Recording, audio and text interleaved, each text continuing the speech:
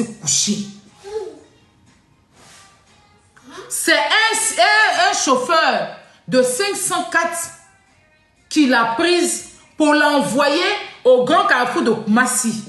Et c'est là, des gens l'ont aidé jusqu'à lui envoyer à l'hôpital de Koumassi.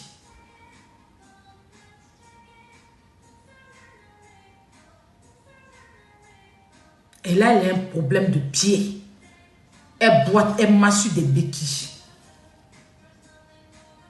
J'étais choquée. Elle m'a dit, pardon, je ne peux pas venir sur Internet pour parler de ça.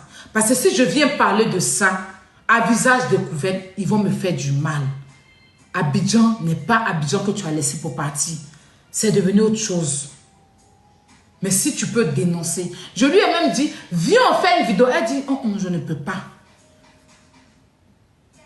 Je ne peux pas, ma fille. Mais parle de ça. Mais je ne veux pas ma photo quelque part. Parce qu'elle a peur. Et ça se fait. Je suis sûre. Elle m'a dit, quand tu vas parler de ça, il y a beaucoup de personnes qui vont dire que, ah, c'est vrai. Parce que les ambulances, là, quand ils arrivent, ils demandent, soit ils prennent la personne devant, que si il y a foule, ils prennent, quand ils arrivent un peu devant, ils garent l'ambulance pour dire qu'il n'y a plus de carburant, on doit mettre carburant. Donc tu dois payer. J'étais choquée. J'étais choquée. Et dans mon live ici, il y a un enfant de rien du tout, qui a à peine 16 ans, qui est venu demander de l'aide pour sa camarade qui a accouché dans des conditions difficiles, qu'on a opéré. Peut-être qu'on ne devait même pas opérer cette petite fille. Mais comme ils ont voulu l'escroquer, ils ont fait opérer la petite. Et finalement, ils ont mal cousu la petite. Et du coup, elle est retournée à l'hôpital. Eux, ils demandent 850 000 pendant que le père ne travaille pas. Et le père, celui qui a enceinté la petite, a fui pour laisser la grossesse. Ils vont enlever l'argent où?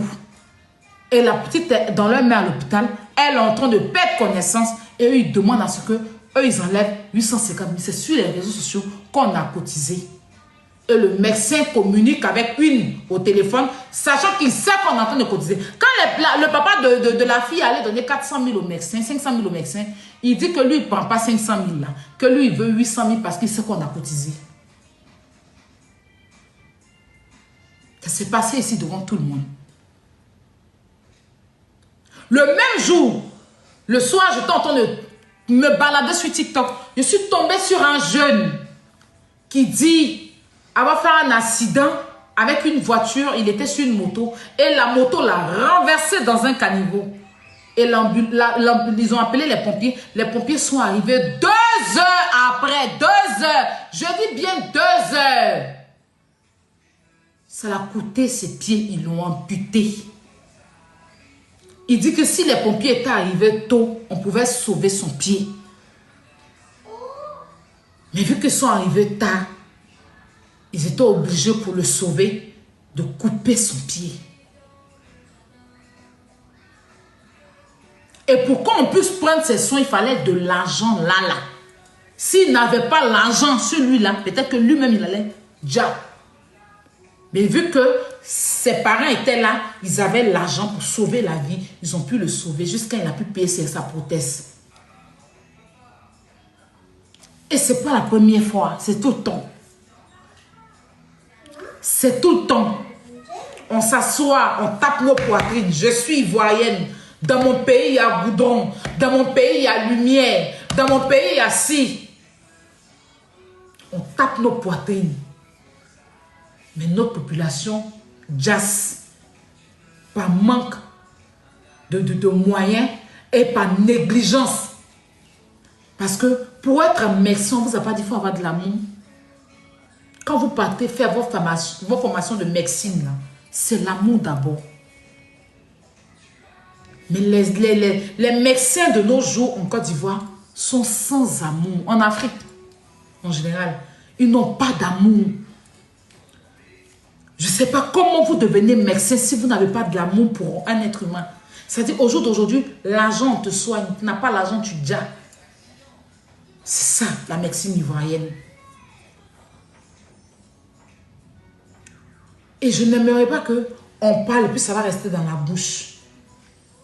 Il fallait que tout le monde, parce que pour construire un pays là, pour dénoncer là, il faut qu'on soit unis. Une personne, deux personnes ne peuvent pas le faire. Et si on le fait, c'est pour votre bien. Si vous dites que non, moi je suis créateur de contenu, moi j'ai peur, je ne veux pas parler pour qu'on me mette en prison. Le jour où ça va t'arriver, tu vas venir parler, on va te regarder.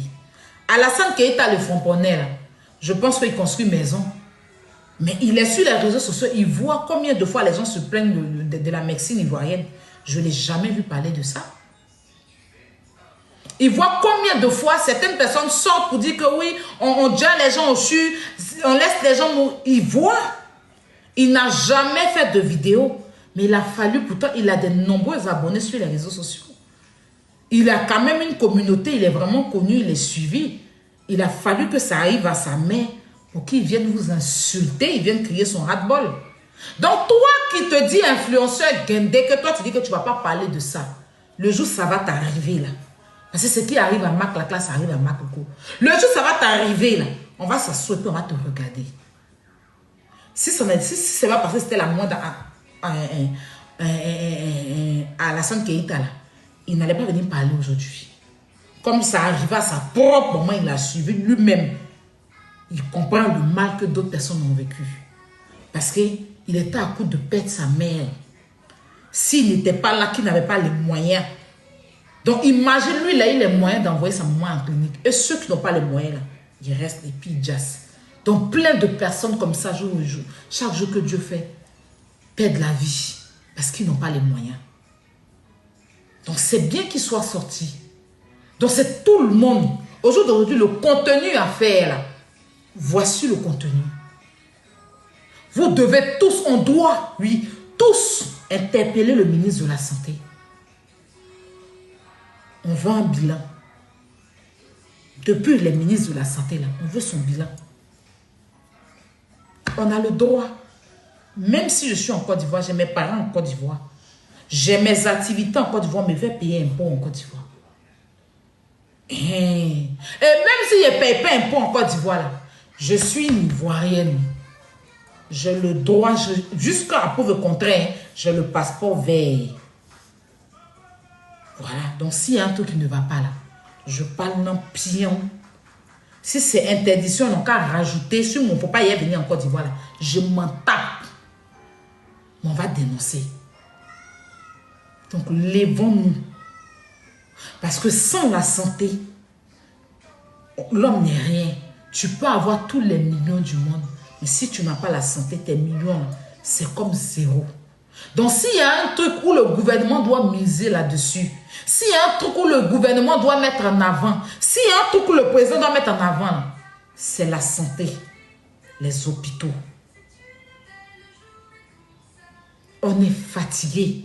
Il faut qu'ils sachent que les médecins qui sont dans les CHU, là, ils ont tous des cliniques et qui détournent tous les médicaments dans la clinique pour envoyer dans les grands hôpitaux pour envoyer dans leur clinique. C'est devenu leur business.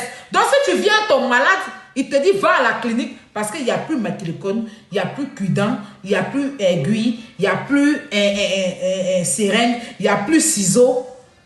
Ils te font facture de ça, de tout. Même, je dis même, hein, même gants. Gants. C'est toi qui t'as payé gants. C'est toi qui t'as payé gants pour qu'on puisse porter. Lui, médecin, il n'a pas de gants. Il te donne facture de gants, ordonnance de gants. Tu t'en vas à l'hôpital, à la pharmacie, tu prends ton gant là, et puis tu viens donner, puis il prend un gant pour soigner ton malade. Voici leur business. Ils sont fous de la santé des Ivoiriens. Comme si eux-mêmes ne vont jamais être touchés, puis un autre médecin va s'occuper d'eux. À un moment donné, là, si c'est des cordonniers que vous avez mis dans les hôpitaux en Côte d'Ivoire, que c'est des médecins, là, dites-nous. Parce que moi, je paie. Moi, aujourd'hui, là, je ne lutte pas pour vous qui avez l'argent, là. Hein, parce que c'est que si ça ne va pas, vous savez où partir. Je ne suis pas en train de faire palabre de ceux qui ont l'argent. Je ne fais même pas palabre d'Alassane Keita parce que lui, il a l'argent, il a pu envoyer sa maman à la clinique. Je suis en train de parler pour mes parents, les pauvres qui n'ont pas. l'argent pour venir en Europe pour se soigner ou qui n'ont pas l'argent pour aller à la clinique parce qu'ils sont ivoiriens, il y a un CHU qui est là. S'il y a une maladie ou bien il y a une PMI qui est là, ils peuvent aller à la PMI, ils peuvent aller au CHU. Mais si ils doivent d'abord payer leur transport pour aller là-bas et puis l'argent même qu'on va les demander là-bas, c'est plus cher que le transport qu'ils ont payé là. Ça sert à quoi? Ils font qu'un travail. Pourquoi on puisse leur demander? Pourtant, on nous dit que les hôpitaux sont gratuits. On nous dit, c'est-à-dire qu'on peut dire, ok, on te soigne, mais les premiers soins, ils ne font pas les premiers soins. Même il y a des pompiers qui arrivent sur les lieux. Même faire les premiers points pour sauver le... Ils te soulèvent comme bruit, ils te déposent. Le sang peut mal passer dans ta tête et puis tu vas mourir, ils s'en foutent. Mais faites une semaine.